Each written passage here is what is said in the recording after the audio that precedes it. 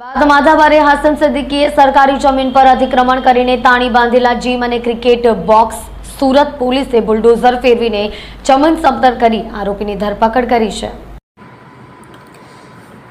ધરપકડ બાદ હાસિમે લીંબાયતમાં સરકારી જમીન પર અતિક્રમણ કરીને જીમ અને ક્રિકેટ બોક્સ તાણી બાંધ્યા હોવાનું સામે આવ્યું હતું।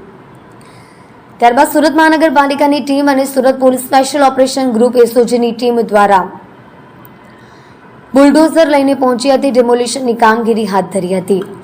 અગાઉ ગુનામાં સપડાઈ ચૂકેલા સુરતના માથાભારે ઇસમ હાસિમ સિદ્દીકી વિરુદ્ધ સુરત પોલીસે કાર્યવાહી કરી છે। જાણવા મળ્યા અનુસાર તેના ગેરકાયદેસર જીમ અને અન્ય સંપત્તિઓ પર બુલડોઝર ફેરવી દેવામાં આવ્યું છે। થોડા દિવસ પહેલા જ હાસિમ અને તેના માણસોએ લીંબાયતના બે ભાઈઓ પર હુમલો કર્યો હતો। ત્યારબાદ પોલીસે આરોપીઓની ધરપકડ કરી હતી। ધરપકડ બાદ હાસિમે લીંબાયતમાં સરકારી જમીન પર અતિક્રમણ કરીને જીમ અને ક્રિકેટ બોક્સ તાણી બાંધ્યા હોવાનું સામે આવ્યું હતું। ત્યારબાદ સુરત મહાનગરપાલિકાની ટીમ અને Surat police special operation group એસઓજીની ટીમ સ્થળ ઉપર બુલડોઝર લઈને પહોંચી હતી, ડેમોલિશનની કામગીરી હાથ ધરી હતી। આ અતિક્રમણ મંદિરની બાજુમાં જ કરવામાં આવ્યું હતું।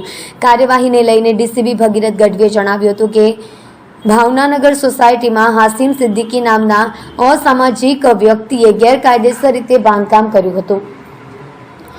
જીમ અને બોક્સ ક્રિકેટના સ્ટ્રક્ચર બનાવ્યા હતા, જે એસએમસી દ્વારા તોડી પાડવામાં આવ્યા છે। આ દરમિયાન સુરત પોલીસ ઝોન 2 અને એસઓજીની ટીમ હાજર રહી। તેમણે વધુમાં જણાવ્યું કે સિદ્દીકી સામે 20 જેટલા ગુના નોંધવામાં આવ્યા હતા। તાજેતરમાં એક મારામારીના ગુનામાં તેની ધરપકડ કરવામાં આવી છે। હાલ આગળની તપાસ ચાલી રહી છે। હાસિમ સિદ્દીકી જે છે, જે હમણાં જે લેટેસ્ટ એને એની વિરુદ્ધમાં એક ગુનો દાખલ કર્યો છે કે એની સોસાયટીની અંદર એને એક મારામારી કરેલી ને એમાં એનું નામ સામે આવ્યું છે। ત્યારબાદ ખબર પડી કે એને એન્ટી સોશિયલ માણસ એના 20 થી વધારે ગુના દાખલ થયા છે।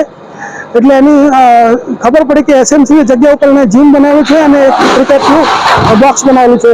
તો ત્યારબાદ ઝોન 2 અને એસઓજીની સિનિયર અધિકારી સાથેની ટીમો અહીંયા હાજર છે અને એક મેસેજ છે કોઈ પણ અસામાજિક તત્વો કે જો તમે લો એન્ડ ઓર્ડરની પરિસ્થિતિ બગાડશો તો તમને કોઈ રીતે છોડવામાં નહીં આવે। જે પણ તમારું ગેરકાયદેસર હશે તમામ નેસ્ત નાબૂદ કરવામાં આવશે।